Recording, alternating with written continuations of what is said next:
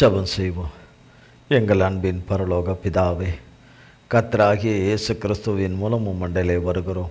தந்தையே, இந்த நாளிலே எங்களோடு கூட நீங்கள் பேச இருக்கிற உம்முடைய வார்த்தையாகிய மன்னாவை எங்களுக்கு தந்தையாகிய பரிசுத்த ஆவியானவராகிய சத்திய ஆவியானவராகிய தகப்பன் மூலமாக எங்களுக்கு தந்தருள வேண்டுமென்று கர்த்தராகிய இயேசு கிறிஸ்துவின் நாமத்தினாலே பாதம் பணிந்து கேட்கிறோம் பிதாவே. தகப்பனாகிய இயேசுவே, பரிசுத்த ஆவியானவர் தாமே அடியானை பொறுப்படுத்தி மண்ணோட்டை மறைத்து தகப்பனாகிய ஆவியானவரே எங்களோடு கூட பேசி வழிநடத்தி ஆண்டவரே எங்களுக்கு போஷித்து வழிநடத்தும்படியாய் போதித்து வழிநடத்தும்படியாய் தந்தையாகிய ஆவியானவரே உம்மை பாதம் பணிந்து அழைக்கிறோம். கர்த்தராகிய இயேசு கிறிஸ்துவின் நாமத்தினாலே பாதம் பணிந்து அழைக்கிறோம். வாரும் ஆவியானவரே பொறுப்படுத்திக் கொள்வீராக. மண்ணோட்டை மறைத்து கொள்ளும் மாம்சமும் இரத்தமும் வேதத்துக்கு புறம்பானவைகள் ஒன்று கூட ஒரு காலமும் என்னிலே காணக்கூடாதபடி தகப்பனாகிய இயேசு கிறிஸ்துவின் நாமத்தின் அக்கினினாலும் இரத்தத்தின் அக்கினினாலே என்னிலே வேரோடு சுட்டரிக்கப்பட்டு போவதாக. தகப்பனுடைய எல்லா அபிஷேகமும் தம்முடைய ஆவியும் தம்முடைய பிரசன்னமும் தம்முடைய சாரமும் சத்துவமும் பலனும் உம்முடைய நித்திய தீப ஒளியும் பிரசன்னமும் உம்முடைய வெளிச்சமும் உம்முடைய பேரன்பும் என்னையும் உம்முடைய பிள்ளைகளும் லைவில் இணைந்திருக்கிற உம்முடைய பிள்ளைகள் யாவரையும் ஆட்கொள்வதாக, ஆளுகை செய்வதாக. உம்முடைய பரிசுத்த திருநாமம் மட்டுமே, எங்கள் இயேசு மகாராஜாவுடைய நாமம் மட்டுமே மகிமைப்படுவதாக. இயேசு கிறிஸ்துவின் மூலம் ஜெபிக்கிறோம் பிதாவே. ஆமீன், ஆமீன், ஆமீன்.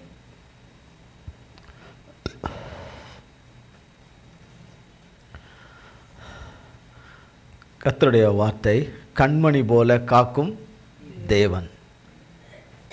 நம்மை கண்மணி போல காக்கும் தேவன் என்ற வார்த்தையிலே தேவன் நம்மோடு கூட வேதத்தில் இருக்கிற ஒவ்வொரு இடங்களிலிருந்து ஒவ்வொரு வேதத்தில் நடந்த காரியங்களிலிருந்து சம்பவத்தின் மூலமாக நம்மோடு கூட கர்த்தர் பேசுகிறார். இன்றளவும் நாம் நிற்பதும் நிர்மலமாகாதிருப்பதும் அவருடைய சுத்த கிருபையை, அவருடைய கிருபையினால தான் காக்கப்படுறோம். மாறி மாறி விகாரப்படுற நம்முடைய மனதை மாறாதவர் காப்பாற்றிக்கிட்டே வர்றார். மாறாதவர், என்றைக்குமே மாறாதவர், தன்னை மாற்றிக்கொள்ளாதவர், தம்முடைய தன்மையில் இருக்கிறபடியே இருக்கிறவர், அந்த பரலோக தகப்பனாகிய இயேசு மகாராஜா அவர் தான் நம்மளை காப்பாற்றுறார். ஒவ்வொருத்தரையும் ஒவ்வொரு விதமாக காப்பாற்றுறார். அவர் தான் காப்பாற்றி அரவணைச்சி கூட்டிக்கிட்டே வர்றார்.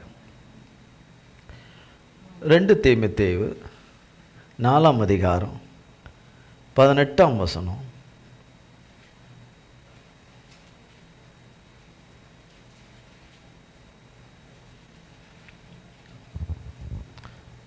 கர்த்தர் எல்லா தீமையினின்றும் என்னை ரட்சித்து தம்முடைய பரம ராஜ்யத்தை அடையும்படி காப்பாற்றுவார்.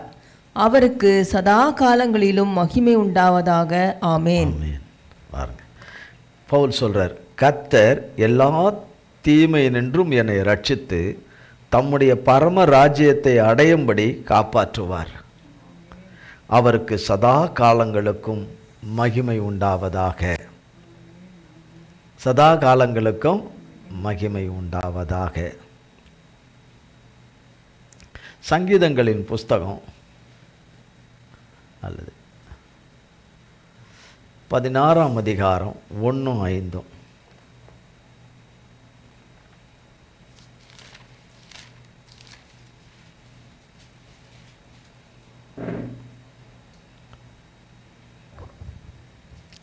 தேவனே, என்னை காப்பாற்றும் உம்மை நம்பியிருக்கிறேன். கர்த்தர் என் சுதந்திரமும் என் பாத்திரத்தின் பங்குமானவர். என் சுதந்திரத்தை தேவரீர் காப்பாற்றுகிறீர். ஆமாம், நாம் இதுக்கு முன்பு வாசித்தது பவுல் கர்த்தருடைய வார்த்தையை அங்கே எழுதி வைத்திருக்கிற வார்த்தையை வாசித்தோம். இது தாவீது ராஜா உடைய சங்கீதம். தேவனே, என்னை காப்பாற்றும் உம்மை நம்பி இருக்கிறேன்.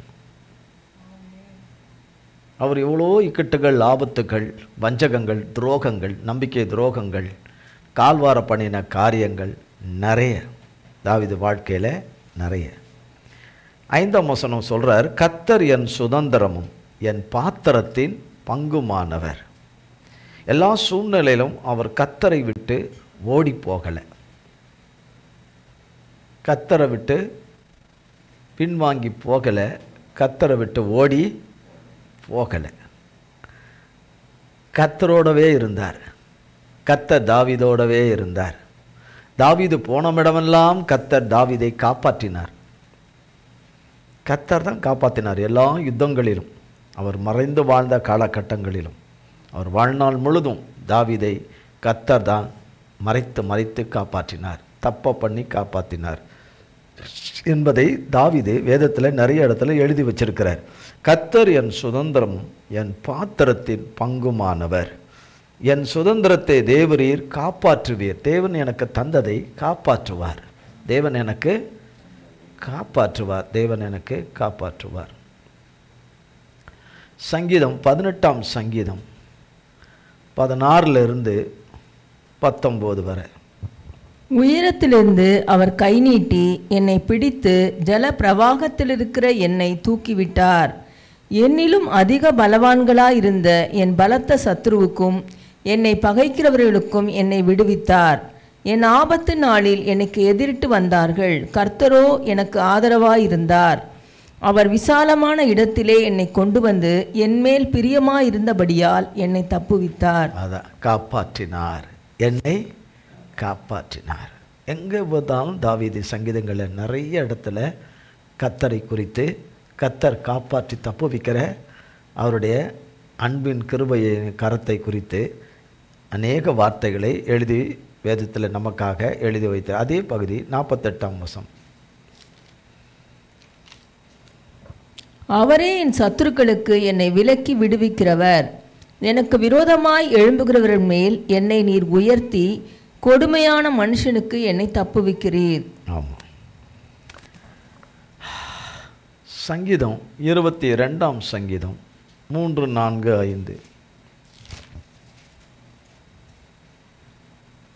என் தேவனே, நான் பகலிலே 22ஆம் அதிகாரம் 3 4 5. இஸ்ரவேலின் துதிகளுக்கு வாசமாயிருக்கிற தேவரீரே பரிசுத்தர். நீ எங்கள் பிதாக்கள் உம்மிடத்தில் நம்பிக்கை வைத்தார்கள். நம்பின அவர்களை நீர் விடுவித்தீர்.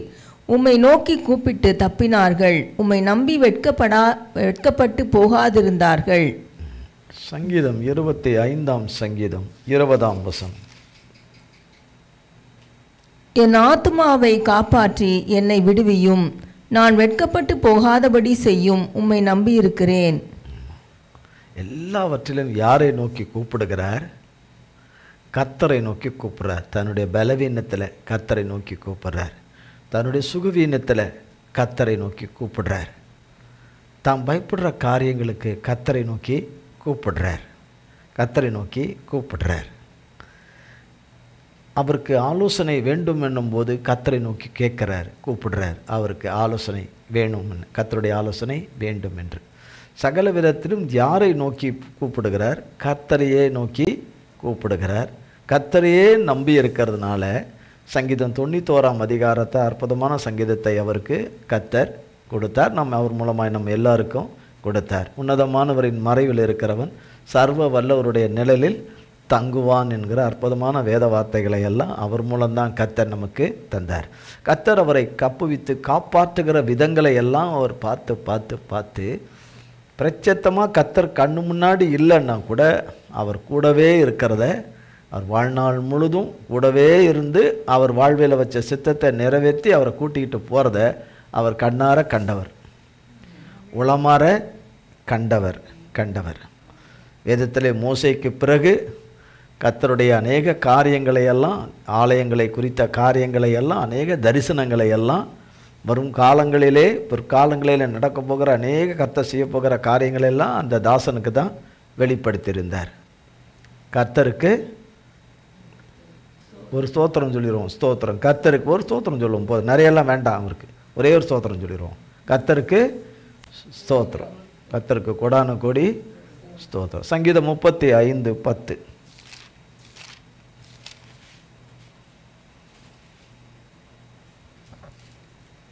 சிறுமைப்பட்டவனை அவனிலும் பலவானுடைய கைக்கும், சிறுமையும் எளிமையும் ஆனவனை கொள்ளையிடுகிறவனுடைய கைக்கும் தப்புவிக்கிற உமக்கு ஒப்பானவர் யார் கர்த்தாவே என்று என் எலும்புகள் எல்லாம் சொல்லும்.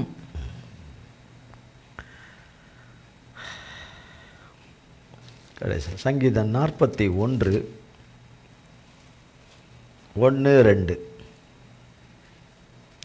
சிறுமைப்பட்டவன் மேல் சிந்தை உள்ளவன் பாக்கியவான். தீங்கு நாளில் கர்த்தர் அவனை விடுவிப்பார். கர்த்தர் அவனை பாதுகாத்து அவனை உயிரோடே வைப்பார். பூமியில் அவன் பாக்கியவானாயிருப்பான். அவன் சத்துருக்களின் இஷ்டத்திற்கு நீர் அவனை ஒப்புக்கொடீர். ஆமாம், இந்த வேத வசனத்தின் அடிப்படையில் ஒரு பகுதியை பார்க்க போகிறோம். சிறுமைப்பட்டவன் மேல் சிந்தை உள்ளவன் பாக்கியவான். தீங்கு நாளில் கர்த்தர் அவனை விடுவிப்பார். கர்த்தர் அவனை பாதுகாத்து அவனை உயிரோடே வைப்பார். பூமியில் அவன் பாக்கியவானாயிருப்பான். அவன் சத்துருக்களின் இஷ்டத்துக்கு அவனை ஒப்புக்கொடேர். அவன் சத்துருக்களின் இஷ்டத்துக்கு ஒப்புக்கொடேர். சத்துருக்களுடைய இஷ்டம் என்ன? தேவ பிள்ளைங்க ஒருத்தம் கூட உயிரோட கூட இருக்கக்கூடாது. தேவ ஜனம் என்பது, தேவ ஜனம் ஆகிய அந்த இனம், தேவ ஜனம் உயிரோட கூட இந்த பூமியில் இருக்கக்கூடாது. அவங்க பலுகி பெருகி விருத்தி அடையக்கூடாது. அவங்க எல்லா விதத்திலும் சேமமாக அருமையாக எந்த தேசங்களில் இருந்தாலும் அவர்கள் நன்றாக இருக்கக்கூடாது. பலுகி பெருகி விருத்தி அடையக்கூடாது. கடவுள் அவங்க வாழ்க்கையில் வச்சிருக்கிற அவருடைய உயர்ந்த நோக்கங்கள் அந்தந்த பிள்ளைகளிலே நிறைவேறவே கூடாது. அதுக்கு என்னென்ன பண்ணணுமோ அத்தனையும் இந்த சாத்தானின் கூட்டங்களும் அத்தனையும் செய்யும். ஆனால் செய்துக்கிட்டு தான் இருக்குது. ஆனால் வேதம் கர்த்தர் சொல்கிறாரு, கர்த்தர் தீங்கு நாளில் அவனை விடுவிப்பார் என்று சொல்றார். அப்போ தீங்கு செய்கிறவர்கள், சாத்தானாலே தீங்கு செய்கிறவர்கள் பூமி எங்கும் நிறைஞ்சிருக்கிறாங்க. பூமி எங்கும் நிறைஞ்சிருக்கிறாங்க. உலகத்தில் அங்கே ஒரு இடம் இருக்குது, அங்கே போய் இருந்துட்டா நமக்கு சேஃபாக இருக்கலாம், நமக்கு எந்த தீங்கும் இல்லை, எந்த ஒரு இதுவும் இல்லை, எந்த மாசும் இல்லை, எந்த ஒரு இதுவுமே இல்லைன்னாலும் சொல்லிவிட்டு அங்கே போனால் அங்கே வேறு ஒன்று இருக்குங்க. கண்டிப்பாக இருக்கும். அங்கே இல்லை, இங்கே இல்லை, இங்கே இல்லை, அங்கே இல்லை, இங்கே இருக்கிறத விட அது மோசமாக இருக்கும். வேறு ஏதாவது ஒரு விதத்தில் இருக்கும். பொல்லாங்குகள் அந்த இடங்களில் இருக்கும். தீங்கு நாளில் கர்த்தர் விடுவிப்பார் என்று சொன்னால் யாரை விடுவிப்பார் என்று சொல்லியிருக்கிறார். எல்லாரையும் விடுவிப்பேன்னு சொல்லலை. சிறுமைப்பட்டவன் மேல் சிந்தை உள்ளவன் தான், அவனைத்தான் விடுவிப்பேங்கிறார். அவன் பாக்கியமா, அவனை தான் தீங்கு நாளில் விடுவிப்பேன். அவரை நம்பி இருக்கிறவன், அவரை நம்பி இருக்கிறவன், அவருக்கு பயப்படுகிறவன், அவருக்கு நம்பி இருக்கிறவன், அவருக்கு பயப்படுறவன், அவனை தான் கர்த்தர் தீங்கு நாளில் விடுவிப்பேன்றார். அப்போ அந்த என்ன தீங்கிலே எத்தனையோ இருக்குது, தீங்குகளில் எத்தனையோ தீங்குகள் இருக்குது. அந்த தீங்குகளை பார்க்கும்போது இந்த தீங்குகள் நம்மை விட்டு நீங்காது போல இருக்குதுன்னு, நீங்காது போல இருக்கு. எந்த விதத்திலையும் நீங்காதது போலவே நீங்காதுன்னு சொல்லிட்டு ஒரு பிள்ளைக்கு ஒரு தாய் பிறந்ததுலேருந்து அந்த குழந்தைக்கு தாய்ப்பால் கொடுத்து வளர்த்து அவங்கள சீராட்டி அந்த பிள்ளையை வளர்த்து அவங்களுக்கு அந்த பிள்ளைக்கு நல்ல ஆகாரத்தை கொடுத்து, வேண்டிய ஆகாரத்தை கொடுத்து, வேத வசனத்தையும் கொடுத்து, சரீர ஆகாரத்தையும் கொடுத்து அந்த பிள்ளை பல ஆண்டுகள் வளர்ந்து வரும்போது அது எல்லா விதத்திலையும் அது தன்னை அறிந்து கொள்கிற அந்த பக்குவத்துக்கு அது எல்லா விதத்துக்கும் வரும்போது, நீ என்னை கருவிலிருந்தே நீ என்னை சரியாக கவனிக்கலை, கருவிலிருந்தே நீ என்னை நேர்த்தியாக நீ என்னை வளர்க்கலை, என்னை கொள்ள, எல்லாவற்றுக்கும் என்னுடைய சீரழிவுக்கு நீ தான் காரணம்னு சொன்னால் எப்படி இருக்கும்?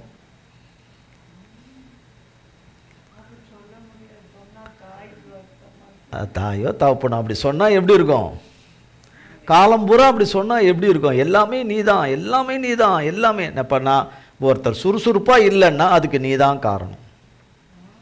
ஒருத்தர் சோர்வாக இருந்தால் அதுக்கு நீ தான் காரணம் என்று நீங்கள் அடுத்தவர்களை சொல்லிக்கிட்டு இருந்தால் யார்? சோர்வு வந்தால் அந்த சோர்வை நீக்குகிறவர் யார்?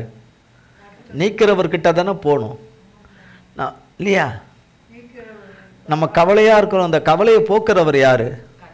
அவர்கிட்ட தானே போகணும். அவர் தானே சொல்லியிருக்கிறார் என்கிட்ட வான்னு.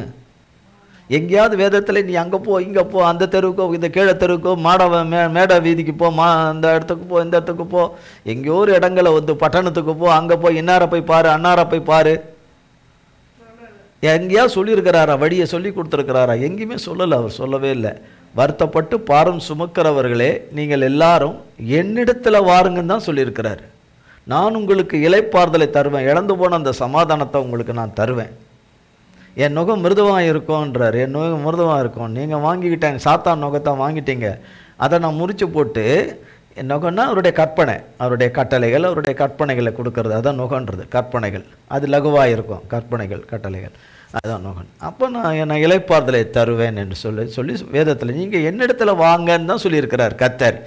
வேறு எங்கேயும் சொல்லவே இல்லை. கர்த்தர் நம்முடைய காரியங்கள் எல்லாம், நம்ம பிரச்சனைகளை எல்லாம் என்னென்னு அறியணுன்னாலும் அது எங்கிட்ட வாங்கன்னு தான் சொல்லியிருக்கிறார் வேதத்தில். பழைய ஏற்பாட்டிலையும் சொல்லி வச்சிருக்கிறார். நீங்கள் வேறு இடத்துல தப்பாக போய் குறி கேட்க போகிறேன், நாள் பார்க்க போகிறேன், ஜோசியம் பார்க்க போகிறேன், அதை பார்க்க போகிறேன், ஜாதகம் பார்க்க போகிறேன், அதை பண்ண போகிறேன், மரத்தடியில் போகிறேன், கிளி ஜோசியம் போகிறேன், காய் உருட்ட போகிறேன், சோழி உருட்ட போகிறேன், சோழி உருட்டி அதில் தெரிஞ்சுக்கலான்னு போகிறேன்னு போனால் கோபம் வந்துடும். அநேக காரியங்கள், விக்கிர ஆராதனைகள், விபச்சாரம், வேசித்தனம், இவைகள் தேவனுக்கு மிகுந்த கோபத்தை உண்டு பண்ணக்கூடிய பகுதி. அதே நேரத்தில் இந்த மாதிரி போனாலும், விசாரிக்க போனாலும் கர்த்தருக்கு பயங்கர கோபம் வரும்.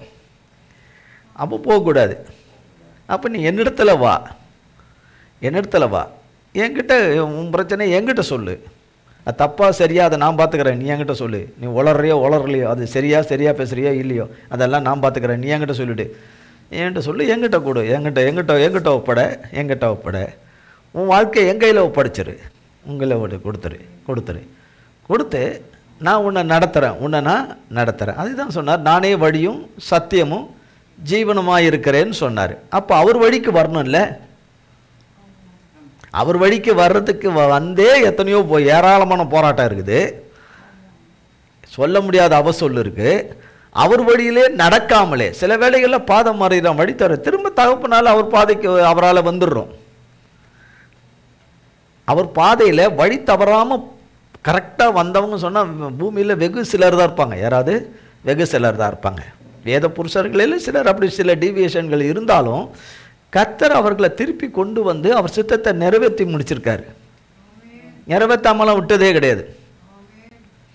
செய்த தவறை திரும்ப செய்கிறதில்ல, அவர்கள் செய்த தப்பிதத்தை திரும்ப செய்கிறதில்ல. பிதாக்கள் அப்படி செய்ததே கிடையாது. அதுபோல் இருந்தால் கர்த்தருக்கு ஸ்தோத்திரம். அவர் வழியில் இல்லாமல் என் வழியில் கர்த்தர் வரணும்னு நான் நினைக்கக்கூடாது. என் வழியில் இருந்து அவர் என்னை காப்பாற்றணும். என் வழி என்று சொல்கிறதே தேவனுக்கு விரோதமானது.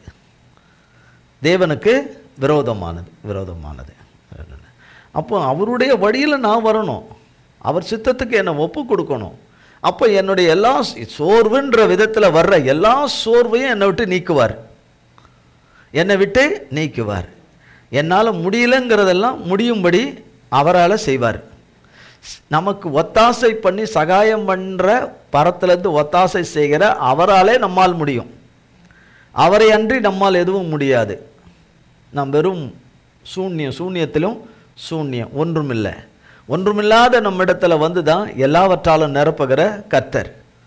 அப்போ அவரிடத்தில் வர்றதை விட்டு மனுஷர்களை குற்றம் சாட்டி கொண்டு எப்பவும் 24 மணி நேரம் அருவாளை எடுத்து வெட்டின்னு இருந்தால் கர்த்தர் எவ்வளோ காலம் பொறுப்பார்?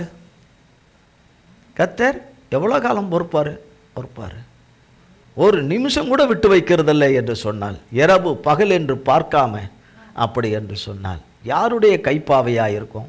சாத்தானுடைய கைப்பாவையாக இருக்கும். நாம் எங்கிருந்து வந்தோம்? தேவனிடத்திலிருந்து வந்தோம். தேவனுடைய காரியத்தை செய்வதற்காக வந்தோம். அதில் சிலவற்றை நம்முடையது என்று நாம் செய்து அகப்படுகிறோம். அதனாலே தேவனுடைய கோபத்துக்கு ஆளாகிறோம், தண்டனைக்கு மிலாறுகளுக்கு ஆளாகிறோம். ஆனாலும் அழிவுக்கு ஒப்பக்கூடாதபடி அவர் தம்முடைய சித்தத்தை செய்கிறவராய் மன்னித்து இறங்கி தூக்கி எடுத்து சுத்தமாக்கி அவர் சித்தத்தை செய்கிறவராய் இருக்கிறார். நஷ்டப்பட்ட காலங்களை எல்லாம் திரும்ப கொடுத்துருவார். நஷ்டப்பட்டதெல்லாம் தேவனால் அல்ல, அந்தந்த மனுஷராகிய நம்மால் தான் நஷ்டப்பட்டது. தேவனாலே மனுஷன் எங்கேயுமே பூமியிலே நஷ்டப்பட்டதே கிடையாது. தேவன் யாரையும் நஷ்டப்படுத்துகிறவரே கிடையாது. யோபு வாழ்க்கையில் அனுமதிக்கிறாரு. ஆனால் யோபு வாழ்க்கையில் அனுமதிக்க முன்னாடியே யோபு தேவனால நற்சாட்சி பெற்றவன், பரிசுத்தவான், நீதிமான், சன்மார்க்கம், பொல்லாப்புக்கு விலகுகிறவன் யோபு. கர்த்தரே சாட்சி எடுக்கிற ஒரு யோபு.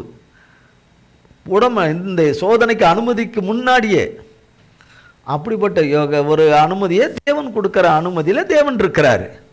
சில வேளையில் சாத்தானை அனுபவித்து அந்த பாடுகளையும் உபத்திரவங்களையும் வேதனைகளையும் அவமானங்களையும் இழப்பை சம்பாதித்தாலும் அப்படியே போன்னு தேவன் விடாதபடி அவரை நோக்கி கதறுகிற ஆத்துமாக்களுக்கு அவர் இறங்கி அந்த நிலைமையை மாற்றி அமைச்சு கொடுத்துட்றாரு. நல்ல நிலைமைக்கு கொண்டு வந்து நிறுத்துவார். அப்படி இல்லைன்னா அவர் தேவனே கிடையாது. அப்படி செய்யலைன்னா அவர் தேவனே கிடையாது, கிடையவே கிடையாது. சொன்ன வார்த்தையை அவர் நிறைவேற்றலைன்னா அவர் தேவனே கிடையாது. அவருக்கு நாம் சொல்கிற வார்த்தையை நிறைவேற்றாமல் போகிறோம். பிறகாலே புத்தி தெளிவை உண்டு பண்ணி தேவன் புடமிட்டு அவரிடத்துல சொன்னி அவரோடு கூட பண்ணின உடன்படிக்கையிலே உண்மையும் உத்தமமாய் பரிசுத்தம் உண்மையும் உத்தமமாய் இருக்கும்படி செய்து நிலை நிற்கும்படி செய்து தம்முடைய தயவுள்ள சித்தத்தை நிறைவேற்றுறார். அவர்கிட்ட வந்துடுறது தான் நமக்கு சேஃபு. அவர்கிட்ட ஓடி வந்துடுறது தான் சேஃபு. வேறு யார்கிட்ட ஓடினாலும் நம்மளை கொத்துக்கறி தான், அதில் எந்த டவுட்டே கிடையாது. இரவும் பகலும் வதிக்க வதிக்க வதிக்க வதிக்க நம்மளை வதைப்பான் வச்சு. எப்படி வதைப்பான்னா எல்லாமே அவங்களால இவங்களால உன் தேவனால அவங்களால இவங்களால உன்னாலேன்னு சொல்லவே மாட்டான். உன்னாலையும் அந்த சொல்கிறானே அந்த சாத்தான் அவனாலையும் சொல்ல மாட்டான். இதுதான் கொத்துக்கறி. கொத்துக்கறி போட்டுக்கினே இருப்பான். நீ செய்கிறது தப்பு இல்லை, நீ வேதம் வாசிக்கிறதுல தப்பு இல்லை, வேதம் வாசிக்காமல் இருக்கிறது தப்பு இல்லை, ஜெபம் பண்ணாமல் இருக்கிறது தப்பு இல்லை, நீ உபவாசிக்காமல் இருக்கிறதுல தப்பு இல்லை, நீ ஸ்தோத்திரம் பண்ணாமல் இருக்கிறது தப்பு இல்லை, தேவனுக்கு நன்றி உள்ளவனாக இல்லாமல் இருக்கிறதுல ஒன்றும் தப்பு இல்லை, ஆலயத்துக்கு போகாமல் இருக்கிறதுல ஒன்றும் தப்பு இல்லை, பெற்றோருக்கு ஒத்தாசையாக இல்லாமல் இருக்கிறதுல ஒன்றும் தப்பு இல்லை, உடன் பிறந்தவருக்கு ஒத்தாசையாக இல்லாமல் இருக்கிறது தப்பு இல்லை, உன் கணவனை நீ நேசிக்காமல் இருக்கிறதுல ஒன்றும் தப்பு இல்லை, உன் மனைவியை நேசிக்காமல் இருக்கிறதுல ஒன்றும் தப்பு இல்லை, உன் பிள்ளைகளில் நீ நேசிக்காமல் இருக்கிறதுல ஒன்றும் தப்பு இல்லை, எல்லாமே தப்பு இல்லைன்னு சொல்கிறவனோட தான் ஐக்கியம் இருக்குமானால் வாழ்க்கை சூன்யமாயிரும். ஆனால் அப்படிப்பட்டவர்களுக்கும் கர்த்தர் தம்முடைய பிள்ளைகளுக்கு இரத்தத்தை சிந்தி நம்முடைய பிள்ளைகளை தப்புவித்து காப்பாற்றி சிலுவையின் அடைக்கலத்திலே வந்து பாதத்திலே வந்து வாழ வைக்க விரும்புகிறார் கர்த்தர். சாதாரணமாகவே சொல்லுவாங்க, உப்பிட்டவரை உள்ளளவும் நினைங்க, உப்பிட்டவரை உள்ளளவும் நினைங்கன்னு சொல்லுவாங்க. வழக்கத்தில் மனுஷருடைய வாழ்க்கையில் பேசுவாங்க, அப்படி சொல்லுவாங்க, உப்பிட்டவரை உள்ளளவு நினை. அப்போ கருவிலிருந்து சாப்பிட்டது எங்கே போச்சு? கருவிலிருந்து இது வரைக்கும் ஆலமரம் மாதிரி வந்து சாப்பிட்டது கொண்டதெல்லாம் தேவன் செய்ததெல்லாம் எங்கே போச்சு? தேவன் பாராட்டின கிருபைகள் எல்லாம் எங்கே போச்சு? தேவன் பாராட்டின இரக்கங்கள் தப்புவிப்புகள் காப்பாற்றி விட்டது ஏன்னா எல்லாம் உத்தமர்களா நீதிமார்களா பரிசுத்தவான்களா காப்பாற்றினதுக்கு இல்லை. தம்முடைய ஜனம் தம்முடைய பிள்ளைகள் என்று கர்த்தர் அந்த அன்பில் காப்பாற்றி விடுறாரு. அதுக்காக பாவத்திலே இருந்துடலாமா, மீறுதலே இருந்துடலாமா, அக்கிரமத்திலே இருந்துடலாமா, பொல்லாப்பான வார்த்தைகளையே பேசி இருந்துக்கலாமா, அவதூறான வார்த்தைகளையே பேசி இருக்கலாமா? அப்படியே போனால் கர்த்தர் எப்படி காப்பாற்றுவார்? ஒரு நேரம் அப்படியே மொத்தமாக கைவிட்டுருவாரே. என்னை எப்போ தான் பார்க்கறது? என்னை வேதத்தில் தான் பார்க்க முடியும். போய் என்னை நான் கொண்டு போய் வேதத்தை வாசித்தா தான் நான் அதில் எப்படி இருக்கிறேன்னு தெரிய வரும். எப்படி இருந்தால் தேவன் இருக்கிறார், எப்படி இல்லைன்னா தேவன் இல்லைன்னு தெரிய வரும். இல்லைன்னா தாவீது ராஜா அப்படி எழுதியிருப்பாரா? பஞ்சமத்திலே படுத்துக்கிட்டா எழுதியிருக்காரு. இதெல்லாம் அநேக பாடுகள் உபத்திரங்கள் கண்ணீர்கள் எல்லாம் மரண கண்ணீர்கள் மரண கட்டுகள் உபாதைகள் நன்றியற்ற மனிதர்களும் துரோகிகளுமான அகங்காரிகளால் பொய்யர்களால் துஷ்டர்களால் அவர் பட்ட வேதனைகள் கொஞ்சம் நஞ்சம் கிடையாது. அவர் பட்டது எல்லாமே. அவர் செய்த ஒரே ஒரு தவறு பட்சேபால் மட்டும்தான். மற்றபடி அவர் வாழ்க்கையில் வேறு எந்த இதையும் செய்யலை. அந்த பாவமும் அவர் அந்த எலும்பில் அவர் ரத்தத்தில் இராதபடி அதையும் பிடிங்கி எடுத்துட்டார் கர்த்தருக்கு ஸ்தோத்திரம். அப்போ அவன் சத்துருக்களின் இஷ்டத்துக்கு நீர் அவனை ஒப்புக்கொடீர். சத்துருக்களின் இஷ்டத்துக்கு ஒப்புக்கொடீர். நல்ல என் எரிச்சலினால என் கோபத்தினால என்னுடைய கோபத்தினால நான் தேவனை சம்மதிக்க வைக்கலான்னு நினைக்கிறது தப்பு. சம்மதிக்க வைக்கிறேன்னு நினைக்கிறது தப்பு. நான் தேவனிடையில் வந்துட்டா நல்லது. ரத்தன சுருக்கமாக நான் தேவன்கிட்ட வந்துட்டா, தகப்பன்கிட்ட உன்னதமான தேவனாகிய தகப்பன்கிட்ட வந்துட்டோம்னா நல்லது. நல்லாக்கி விட்டுருவார். ஒரு டாக்டரே சொல்கிறாங்க இந்த உலகத்தில், ஒரு நல்ல ஒரு உலகத்தில் பேசுகிற வழக்க சொல்லல, அவர் கை ராசிக்காரு, அவர் தொட்டால் நல்லாயிடும், நீங்கள் அங்கே போனீங்கன்னா நல்லாயிடும். சில இடத்துல சொல்லுவாங்க, நீங்கள் நல்ல இடத்துக்கு தான் வந்திருக்கீங்க, அவர் பார்த்து நல்லா ஆக்கிடுவார், நீங்கள் எங்கெல்லாம் போய் எதுக்கு இங்கே வந்திருக்கக்கூடாது, இப்போ தாங்க எங்களுக்கே தெரியும், இப்போ தான் எங்களுக்கு தெரியும்னு சொல்கிறாங்கல்ல, எங்களுக்கு இப்போ தான் தெரியும் அப்படின்னு. சரி, இப்போவாது வந்திருக்கீங்களே, நல்லாயிடும், சீக்கிரமாக நல்லாயிடும் உங்களுக்கு எல்லாமே அப்படின்னு மனுஷருக்கே அப்படி சொல்கிறோமே. பரலோக தேவன் அந்த மனுஷர் மூலிமா அந்த சுகத்தை கொடுக்குறவரே அவர் தானே. அந்த டாக்டருக்கு ஒரு உடம்பு சரியில்லைன்னா அவராக பார்த்துக்குவார், அவர் இன்னொரு டாக்டர்கிட்ட போவார், அவர் இன்னொரு கைராசி டாக்டர்கிட்ட போவார். அவங்க வீட்டில் உள்ளவங்க இவர்கிட்ட நம்ம பார்த்தோம்னா நமக்கு செட் ஆகாது, நம்ம வேற ஆள்கிட்ட பார்ப்போன்னு. அந்த அம்மா நம்ம வீட்டுக்கார்ட்ட பார்க்க வேணாம், நம்ம வேற ஆள்கிட்ட பார்ப்போன்னு. நம்ம வீட்டுக்கார்ட்ட பார்த்தா இருந்துக்கினே தான் இருக்கும் ஜுரம்னு. அதனால் கர்த்தருக்கு ஸ்தோத்திரம். பரலோக தகப்பன் இடத்துல வந்துட்டா நம்ம எல்லாருக்கும் சேஃப், எல்லாருக்கும் சேஃப். அவர் நான் உனக்கு என்ன செய்வேன், நான் உனக்கு செய்வேன்னு அவர் நமக்கு ஆதியில் சொல்லி வச்சு சொன்னாரோ அதை மறக்காமல் இருந்து செய்திருவார்.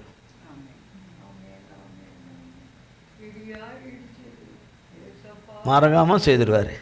இடி இடிக்கும் போது இடி வேற எங்கேயோ இடிக்குது. இடி வரும்போது இடி வருது, எங்கேயோ தூரத்துலேருந்து வருது. இடி வேற எங்கிருந்தோ தூரத்துலேருந்து புறப்பட்டு வருது. இடிக்கு தெரியும் அங்கே தேவ பிள்ளை இருக்குது, அங்கே போகக்கூடாதுன்னு. இடிக்கு தெரியும், நம்ம இன்ஷியல் எல்லாமே தெரியும் தேவனால் அனுப்பப்படுற இடிக்கு. அந்த இடின்னு ஆளே இடியா இருந்தா, இடிய மின்னலுமா இருந்தா, இடி வானத்திலிருந்து வருது தான் நாம் பார்த்துருக்கிறோம். பூமிக்கு கீழந்தெல்லாம் வந்தது கிடையாது. பூமிக்கு கீழந்தெல்லாம் இடி மின்னல்லாம் பூமிக்கு கீழந்தெல்லாம் புறப்படும். பூகம்பம் வருது, இடி மின்னல்லாம் பூமிக்கு கீழந்து வராது. அப்போ அந்தந்த வீடுகளில் இடி மின்னல்கள் இருந்தால் அந்த வீடு எப்படி இருக்கும்? ஒன்றே இடியும் மின்னலுமா இருந்து, ஒன்று இடி ஒன்று மின்னல் அப்படின்னு இருந்தா, ஆகவே ஒரு இடியே தாங்க முடியாது. மழை காலங்களில் இந்த மாதிரியான சூழ்நிலைகள், சுதோஷ நிலைகள் மாறுகிற காலங்களில் இடி வருது. நல்ல வெட்ட வெயிலில் இடி வராது. உச்சி வெயிலில் 110 டிகிரி வெயில் அடிக்கிறப்போ இடி இடிக்காது, இடி வராது, வெயில் தான் சுட்டரிக்கும். ஆனால் இது பனியிலும் இடி இடிக்கும், வெயிலையும் இடி இடிக்கும், அடமழையிலும் இடி இடிக்கும். இது வீடுகளில் இடிக்கிற இடி மழை, இடி மின்னலுங்க. அது பைபிளில் இருக்குது, இடி மின்னல்கள். இடியை போல மனுஷன் இருந்தால் என்ன ஆகும்? இடியை போல வார்த்தைகளும் மின்னலை போலமான வார்த்தைகளும் பார்வைகளும் வந்தால் என்ன ஆகும் மனிதன்? தேவன் உண்டாக்கின ஆத்துமா என்ன ஆகும்? ஒன்றும் இல்லாமல் அப்படியே சப்பிட்டு ஒன்றும் இல்லாமல் விழுந்து போயிடும். அந்த ஆத்துமா மேலேயும் அவர் கிருபையும் இரக்கம் உள்ளவராய் இருக்கிறார். காப்பாற்றணும். என் சுய சாமர்த்தியத்தினால, என் சுய ஞானத்தின் புத்தியினால், என் சுய பலத்தினால என்னை காப்பாற்றிக்கவேன்னு நான் நினச்சா எழும்பி வரவே முடியாத படுகொலிக்குள்ளே போயிடுவோம்.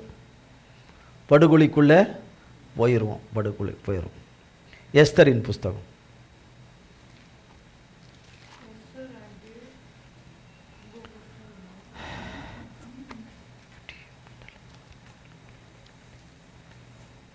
மூன்றாம் அதிகாரம்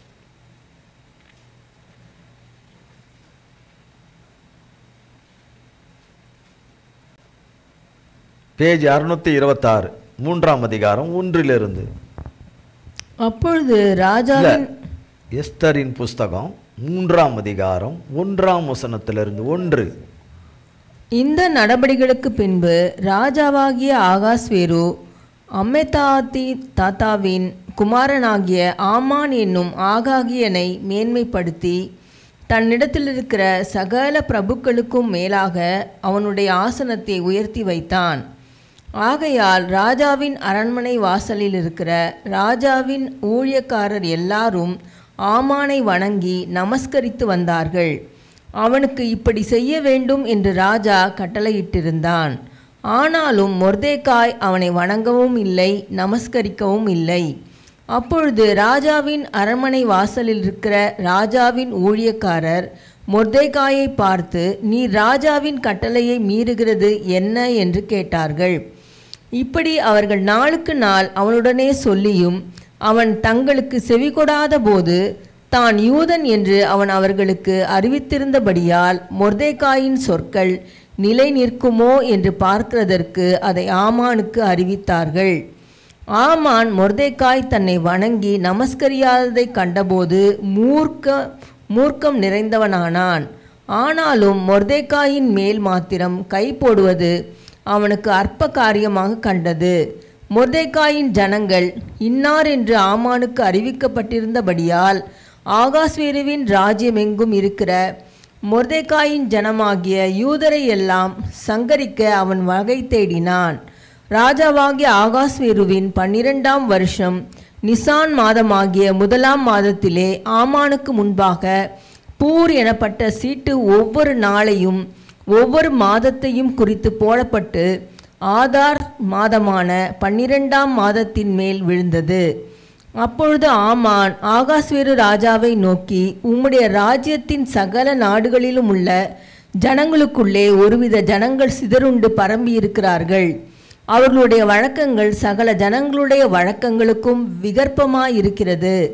அவர்கள் ராஜாவின் சட்டங்களை கை கொள்ளுகிறதில்லை. ஆகையால் அவர்களை இப்படி விட்டிருக்கிறது ராஜாவுக்கு நியாயமல்ல. ராஜாவுக்கு சம்மதியானால் அவர்களை அழிக்க வேண்டுமென்று எழுதி அனுப்ப வேண்டியது. அப்பொழுது நான் ராஜாவின் கஜானாவிலே கொண்டு வந்து செலுத்த 10,000 தாலந்து வெள்ளியை எண்ணி காரியக்காரர் கையில் கொடுப்பேன் என்றான். அப்பொழுது ராஜா தன் கையில் இருக்கிற தன் மோதிரத்தை கழற்றி அதை ஆகாகியன் ஆகிய அம்மெதாத்தாவின் குமாரனும் யூதரின் சத்ருவுமாகிய ஆமானிடத்தில் கொடுத்து, ஆமானை நோக்கி, அந்த வெள்ளியை நீ வைத்துக்கொள், அந்த ஜனத்துக்கு உன் இஷ்டப்படி செய்யலாம் என்றான். பாருங்க, நம்ம அநேக முறை கர்த்தர் கிருபையில் இதை நிறைய நேரம் பார்த்துருக்குறோம். அகேசுவர் ராஜா மூலியமா சாத்தான் ஒரு காரியத்தை செய்கிறான். சாத்தானுடைய இருதயத்துக்கு ஏற்றபடி ஒரு சாத்தான்குட்டியை உயர்த்துறான். அவனுடைய பதவி, அவனுடைய ஆசனம், அவனுடைய அதிகாரம், அவனுக்கு கனம், அவனுக்கு மரியாதை, அவனுக்கு செல்வாக்கு, இன்னும் என்னென்னவோ எல்லாவற்றாலும் ஆமானை உயர்த்துகிறான். யார் உயர்த்துறா? ராஜா உயர்த்துறான்னு அங்கே பார்க்குறோம். ஆனால் சாத்தான் உயர்த்துறான். அவனை அதில் உயர்த்துறான்.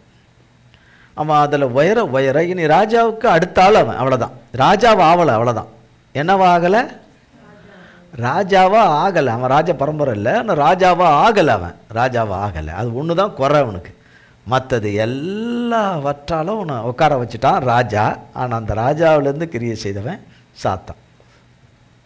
அப்போ உட்கார வச்ச பிறகு இந்த பதவி, இந்த ஆசனம் தனக்கு நிரந்தரமானது என்கிற ஒரு மனநிலைக்கு வந்துட்டான்.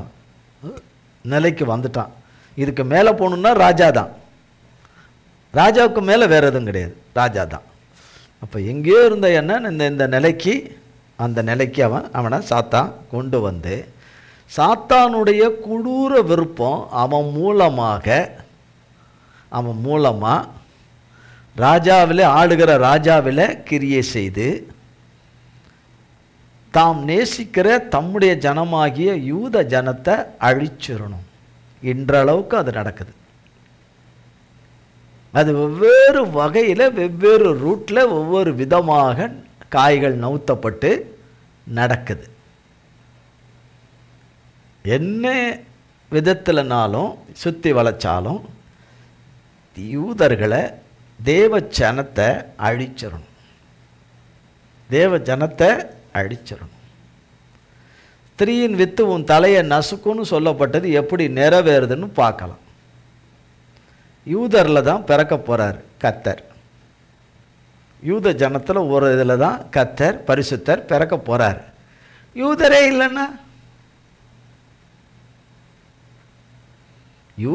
இல்லைன்னா ஆணோ பெண்ணோ யூதரே இல்லைன்னா எப்படி தேவனுடைய சித்தம் திட்டம் நிறைவேறாதுன்னு சாத்தானை உண்டாக்கலை.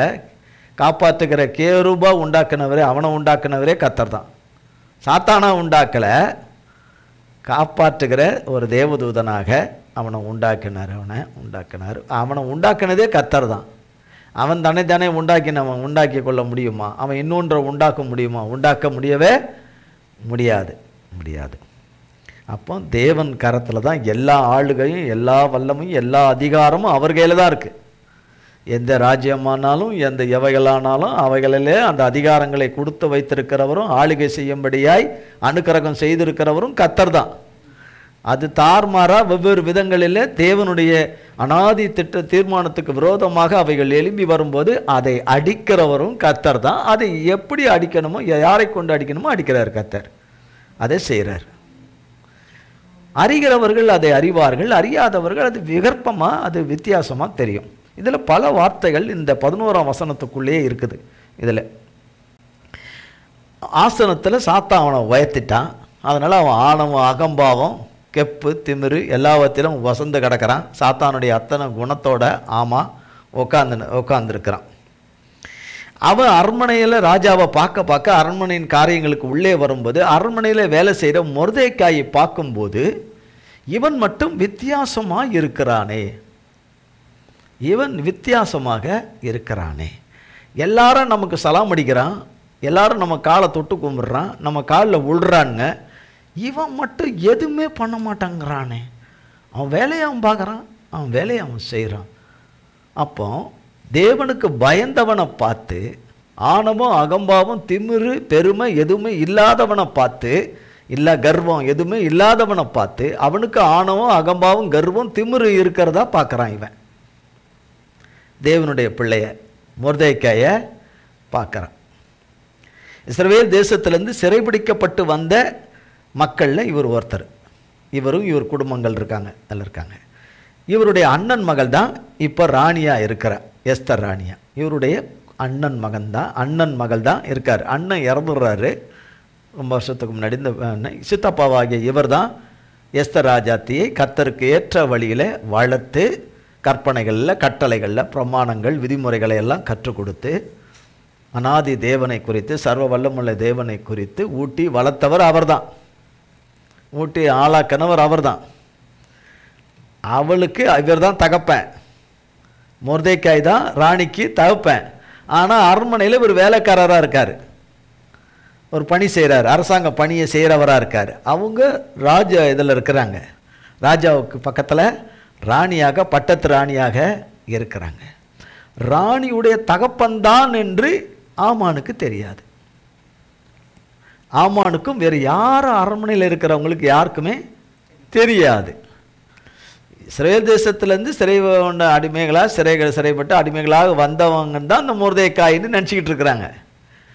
உன்னதமான தேவன் மொர்தெக்காயோடு இருக்கிறார். அவனை தப்புவித்து கண்மணியாய் காக்கிற தேவன் அவனோடு கூட இருக்கிறார். அவருடைய ஜனத்தின் மேலே கர்த்தருடைய கண் இருந்துக்கிட்டே இருக்குது.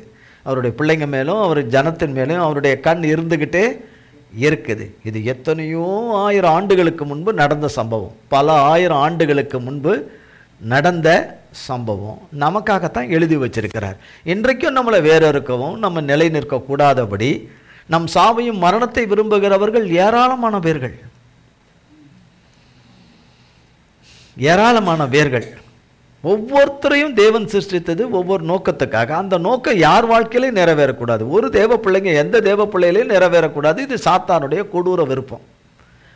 உன்னதமான நோக்கங்கள் எந்த பிள்ளை வாழ்க்கையிலையும் நிறைவேறக்கூடாது. நிறைவேறிய தீர்வேன்னு கர்த்தர் நிற்கிறார்னா அதுக்கு நிறைவேறிய தீர்வேன்னு வைக்கிறவர்களுடைய வார்த்தை தான் நிறைவேறும். அவர் சித்தம் தான் நிறைவேறும்.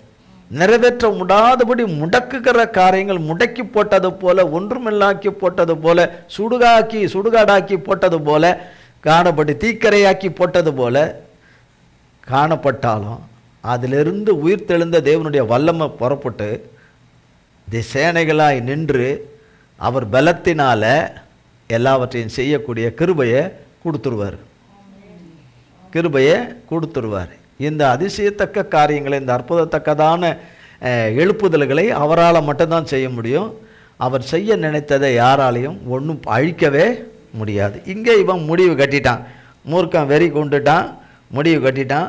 இவன் யாரு எந்த இதை சேர்ந்தவன், யூத இனத்தை சேர்ந்தவன். ஆனால் ராணிக்கு இவன் தகப்பன் என்று அது மட்டும் தெரியாது.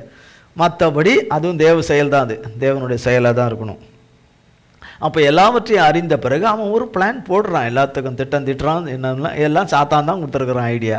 இது இப்படி பண்ணு, இப்படி கொடுக்குற சாத்தானுக்கு தெரியும் அது கடைசி நேரத்தில் ஃபெயிலியர் ஆகிடும். ஃபெயிலியர் ஆகினா ஆமாம் தான் போய் சேருவான், சாத்தான் வரமாட்டான். அந்தத்துக்கு சாத்தானுக்கு சொல்கிறதுக்கெல்லாம் ஆமாம் போட்டு ஆமாம். கடைசியில் ஆமாம் குடும்பம் தான் அழிய போகுது, ஆமானை சேர்ந்தவங்க தான் அழிய போகிறாங்கன்னு சாத்தானுக்கு தெரியும். ஆமானுக்கு ஐடியா கொடுத்தா சாத்தானுக்கு தெரியும், ஆமானுக்கு தெரியாது. ஆமானுக்கு அது தெரியாது. அப்போ இவன் என்ன பண்ணுறான், அப்போ ஒட்டுமொத்த யூத ஜனத்தையே பூமியிலேயே இல்லாதபடி வேறற்று போக பண்ணிடலாம். அப்போ 120 தேசங்களை இவன் ஆள்றான் இந்த ராஜா. அப்போ 120 நாடுகளில் இருக்கிறவங்களையெல்லாம் கணக்கெடுத்து அவங்களுக்கெல்லாம் கடிதங்களை அனுப்புங்கன்னு, அவங்களெல்லாம் குதிரைகள் ஆட்களை அனுப்பி, அஞ்சல்காரர்கள் தபால்காரர்களெல்லாம் அனுப்பி இவங்களையெல்லாம் குறிப்பிட்ட நாளில் இவங்களையெல்லாம் கொலை செய்யணும். குறிப்பிட்ட நாளில் இவங்களுக்கு கொலை செய்யணும். அதுக்கு ஒரு நாளையும் மாதத்தையும் குறிப்பிட்டு எல்லாவற்றையும் ஏற்பாடுகள் செய்கிறாங்க. இது மொர்தெகாய்க்கு அங்கே தான் இருக்க, தெரியல, இன்னும் தெரிய வரல. ராணிக்கும் இன்னும் தெரிய வரல. ராணிக்கும் தன் ஜனத்துக்கு ஆபத்துன்றது தெரிய வரல. பிறகு ராஜாவினிடத்தில் இவன் ஒரு காரியத்தை இவன் சொல்கிறான். என்னென்னு 6ஆம் வசனத்தில், அப்பொழுது ஆமான் அகசு ராஜாவை நோக்கி, உம்முடைய ராஜ்யத்தின் சகல நாடுகளிலும் உள்ள ஜனங்களுக்குள்ளே ஒரு விதமான அப்படின்ற வார்த்தையை பயன்படுத்துகிறான். ஒரு விதமான ஜனங்கள், ஒரு விதமான ஜனம்னா எதுக்குமே ஒத்து வராத ஜனம். விக்கிர ஆராதனைக்கோ பேய் வணக்கத்துக்கோ சிலை வணக்கத்துக்கோ அல்லது மரம் செடி கும்புறத்துக்கோ அவங்க வித்தியாசமான ஒரு ஜனம், வித்தியாசமான ஜனம். அது தேவனுடைய ஜனம்னு சொல்கிறதுக்கு பதிலாக இப்படி சொல்கிறான். அப்படி ஒரு விதமான ஜனம், அது ஜனங்க சிதறுண்டு பரம்பி இருக்கிறாங்க. எப்படி நம்ம தேசத்தில் இருக்காங்களோ அதுபோல் அநேக தேசங்களில் இப்படி இருக்கிறாங்க. அவர்களுடைய வழக்கம், அந்த ஜனங்களுடைய வழக்கங்கள் சகல ஜனங்களுடைய வழக்கங்களுக்கும் விகற்பமாக இருக்கிறது. அவங்க ஒரு நாளும் சிலை வணக்கம் பண்ண மாட்டாங்க, பண்ணவே மாட்டாங்க. மனுஷனும் சில மாதிரி இருக்கிற மனுஷனையும் அவங்க என்ன பண்ண மாட்டாங்க, வணங்க மாட்டாங்க. இந்த சம்பிரதாய சடங்காச்சாரங்கள் எதையுமே செய்ய மாட்டாங்க. அவங்க தனி, அவங்களுடைய பழக்க வழக்கங்கள் பரிசுத்தருடைய வழியில் அவங்க நடக்கிற இந்த பரிசுத்தருடைய வழின்னு அவன் சொல்லலை, நம்ம இதுக்காக அப்படி சொல்லப்படுது. பரிசுத்தருடைய வழிகளில் நடக்கிற ஜனங்க ஒரே தேவனுடைய ஜனங்க.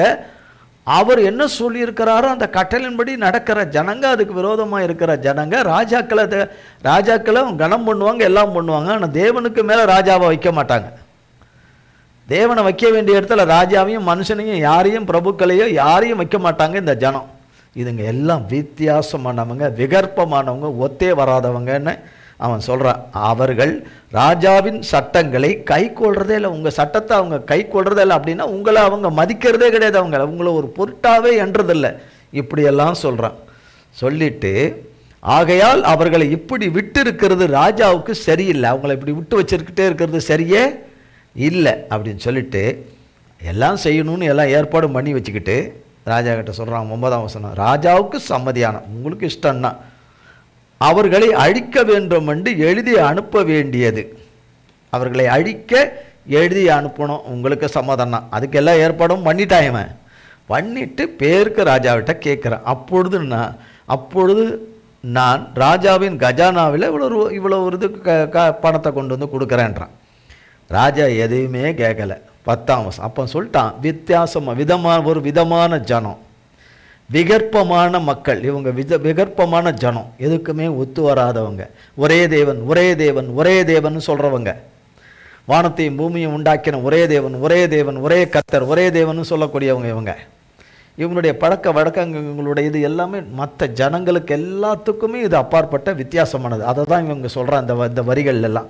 இப்படி சொல்லிட்டு சொல்கிறான்.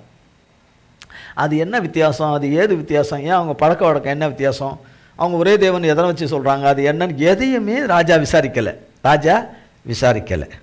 10ஆம் வசனம், அப்பொழுது ராஜா தன் கையில் இருக்கிற தன் மோதிரத்தை கழற்றி அதை ஆகிய அம்மெத்தாவின் குமாரனும் யூதரின் சத்ருவாகிய ஆமானிடத்தில் கொடுத்தான். ஆமானை நோக்கி 11, அந்த வெள்ளியை நீ வைத்துக்கொள், அந்த ஜனத்துக்கு உன் இஷ்டப்படி செய்யலான்னு இங்கே சொல்லுது. சங்கீதத்தில் வாசித்தோம், அவன் சத்ருகளின் இஷ்டத்துக்கு அவனை ஒப்புக்கொடீர். சொல்லியிருக்காரு. 41ஆம் அதிகாரத்தில் வாஸ்தவம் 1-2. அவன் சத்துருக்களின் இஷ்டத்துக்கு அவர் ஒப்பு கொடுக்க மாட்டார். ஒப்பு கொடுக்க மாட்டீராண்டவரே, ஒப்பு கொடுக்க மாட்டேன். ஏன் அப்படின்னு இங்கே என்ன சொல்கிறான்? ராஜா உன் இஷ்டத்துக்கு யூத ஜனங்களை என்ன பண்ணு, செய், உயிரோட வைக்கனா வை, அழினா அழி அப்படின்லாம் இல்லை. அழிக்குன்னு தானே கேட்டிருக்கான், அதனால் அழிச்சிருன்னு. 120 தேசங்களில் இருக்கிற இன்றளவும் இதே ட்ரெண்டை தான் பயன்படுத்துகிறார்கள். இதே ட்ரெண்டை தான் கர்த்தருடைய கண்களோ இரவும் பகலும் கண்ணுறங்காமல் காத்து காத்து காத்து தம்முடைய ஜனத்தை காக்குது. இன்னும் வருங்காலங்களிலே தம்முடைய ஜனம் என்று அவர் தெரிந்து கொண்ட ஜனம், அவர் தெரிந்து கொண்டு பிறந்த அந்த ஜனத்தை ரட்சிப்பதற்கு தேவன் ஒரு வேலையை வச்சிருக்கிறார். பிதாவாகிய தேவனையே வணங்கி கொண்டிருக்கிறவர்கள் கிறிஸ்து இல்லாமல் பிதாவினிடத்துக்கு போக முடியாது. கர்த்தராகிய இயேசு கிறிஸ்து இல்லாமல் பரலோகம் கிடையாது, ரட்சிப்பு கிடையாது, பரலோகம் கிடையாது. அதனால் அநேகர் அதை இல்லாமல் மடிந்து போகிறவருடைய நிலைமையை மாற்ற ஒரு நாளையும் வேலையும் வச்சிருக்கிறார். அந்த நாளில் எல்லாரையும் கர்த்தர் யாரை கொண்டு ரட்சிக்கணுமோ அவர் ரட்சிக்கிறவர் ரட்சிப்பார், ரட்சிக்கிறவர் ரட்சிப்பார், நிச்சயமாக ரட்சிப்பார். ஆனால் அந்த நாளிலிருந்து இதே தான் சாத்தான் நவுட்டிக்கிட்டு அப்போ என் இஷ்டத்துக்கு நான் பண்ணுவேன்னு சொல்லிட்டு 12 முதலாம் மாதம் 13ஆம் தேதியிலே ராஜாவின் சம்பிரதிகள் அழைக்கப்பட்டார்கள்.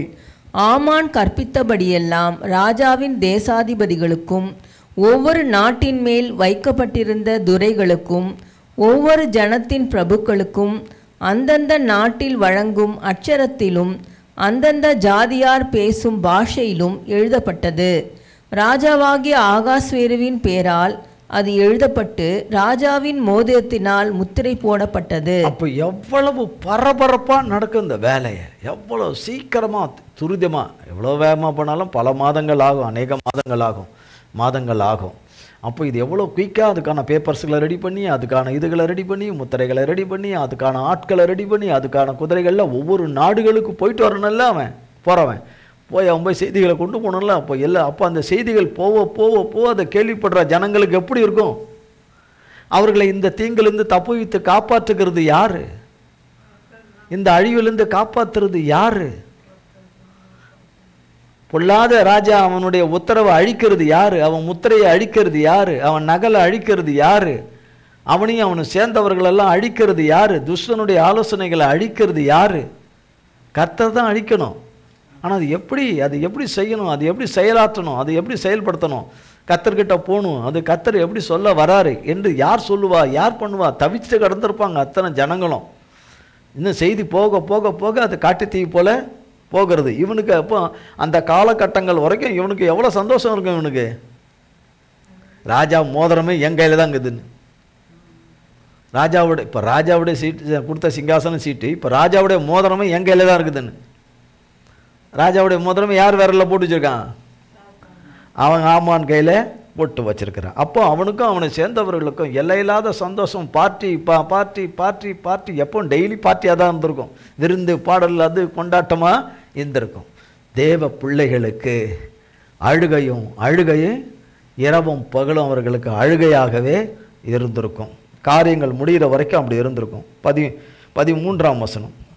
ஆதார் மாதமான 12ஆம் மாதம் 13ஆம் தேதியாகிய ஒரே நாளிலே சிறியோர் பெரியோர் குழந்தைகள் ஸ்திரீகள் ஆகிய சகல யூதரையும் அழித்து கொன்று நிர்மூலமாக்கவும் அவர்களை கொள்ளையிடவும் அஞ்சற்காரர் கையிலே ராஜாவின் நாடுகளுக்கெல்லாம் கட்டளைகள் அனுப்பப்பட்டது. பார்த்தீங்களா? ஒரே நாள்ல, என்ன நாள்ல? 120 நாட்டிலையும் ஒரே நாளில் நடக்கணும். அந்த 120 நாடுகளிலும் ஒரே நாளில் நடக்கணும். அது இந்த சம்பவம் என்ன நடக்கணும்? சிறியோர் பெரியோர் குழந்தைங்க ஸ்ரீங்க ஆகிய சகல யூதரையும் அழிச்சிடும். ஆண் பெண் குழந்தைங்க ஒருத்தர் கூட இருக்கக்கூடாது, அதாவது யாரும் இருக்கக்கூடாது. இன்றைக்கு அப்படி தானே பேசுகிறாங்க உலகத்தில். இருக்கவே கூடாது, அதை அப்படியே வேரோட எடுத்துடணும். அப்படி பண்ணிடுவேன், இப்படி பண்ணிடுவேன்னு. ஆனால் கர்த்தருடைய வேதம் சொல்லுதே, அவர்களை கைவிட மாட்டேன், அவர்களை தீங்குக்கு ஒப்பு கொடுக்க மாட்டேன், தீமைக்கு ஒப்பு கொடுக்க மாட்டேன், சத்துருக்களின் இஷ்டத்துக்கு ஒப்பு கொடுக்க மாட்டேன், தன் ஜனத்தை வேரோட அறுக்கணுன்ற எண்ணத்துக்கு ஒப்பு கொடுக்க மாட்டேன், அவர்கள் குடியிருக்கிறது ஸ்தலத்தை நான் ஒப்பு கொடுக்க மாட்டேன், அதன் எல்லைகளை ஒப்பு கொடுக்க மாட்டேன். தேவன் அவர்களை சட்டையின் மறைவிலே எப்படி காப்பாற்றணுமோ அப்படி காப்பாற்றி வெற்றியை தான் தருவார். சாத்தான் கொஞ்சம் அப்படி சாசு பூசு பூசு பூசு காசு பூசு பூசு பூசுன்னு குதி குதி குதி குதின்னு குதிச்சுட்டு அப்புறம் தேவ பிள்ளைங்க ஜெயிச்சதை நினச்சி தரையில் உருண்டு உருண்டு உருண்டு உருண்டு கத்துவான். அவ்வளோதான். மேலே ஏறி ஏறி குதிக்கிறவன் தேவன் தம்முடைய பிள்ளைகளுக்கு ஜெயத்தை கொடுக்கும்போது சாத்தான் தரையில் உழுந்து உழுந்து உழுந்து உருளுவான்.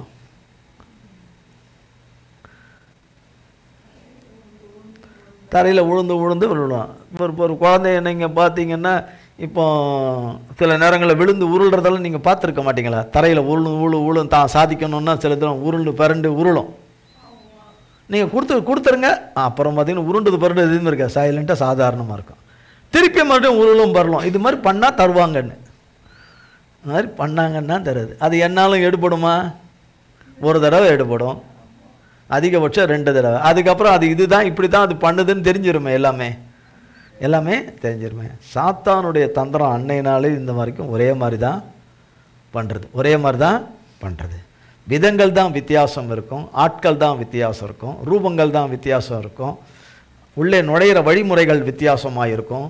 ஆனால் ஒரே எண்ணம், தேவ பிள்ளைகள் அழிய வேண்டும், தேவ பிள்ளைகள் அழிய வேண்டும் என்று. இப்போ 14ஆம் வசனம். அந்த நாளுக்கு ஆயத்தப்பட்டிருக்க வேண்டும் என்று சகல ஜனங்களுக்கும் கூறி அறிவிக்கிறதற்காக கொடுக்கப்பட்ட கட்டளையின் நகல் இதுவே. இது ஒவ்வொரு நாட்டிலும் பிரசித்தம் பண்ணப்பட்டது. அந்த அஞ்சற்காரர் ராஜாவின் உத்தரவினால் தீவிரமாய் புறப்பட்டு போனார்கள். அந்த கட்டளை சூசான் அரண்மனையில் பிறந்தது. ராஜாவும் ஆமானும் குடிக்கும்படி உட்கார்ந்தார்கள். சூசான் நகரம் கலங்கிற்று. சொன்னீங்களா? குடிக்க பார்ட்டியில் உட்காந்துட்டாங்க, குடிக்கிறதுக்கு உட்காந்துட்டாங்க. இந்த ஆமானுக்கு தேவன் ஒரு நாளை குறித்து வச்சிருக்கிறாரு. இந்த ஆமான் இப்படி பண்ணுவான், சாத்தான் அவன் மூலியமா அவனை சேர்ந்தவங்க மூலியமா இதெல்லாம் பண்ணுவான்னு தேவன் தெரிஞ்சு வச்சு ஆமானுக்கு ஒரு நல்ல முடிவை கட்டுறதுக்குன்னு ஒரு நாளை குறித்து வச்சிருந்தார்.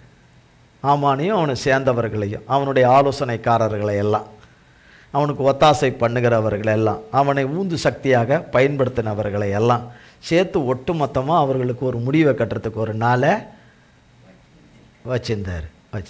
பார்ட்டியெல்லாம் நல்லாவே பண்ணுப்பா. எவ்வளோ நாளைக்கு தான்? கொஞ்ச நாளைக்கு தானே குடிக்க போகிற, கொஞ்ச நாள் தானே கூத்து கும்பலாம். அதுக்கப்புறம் என்ன பண்ணுறது?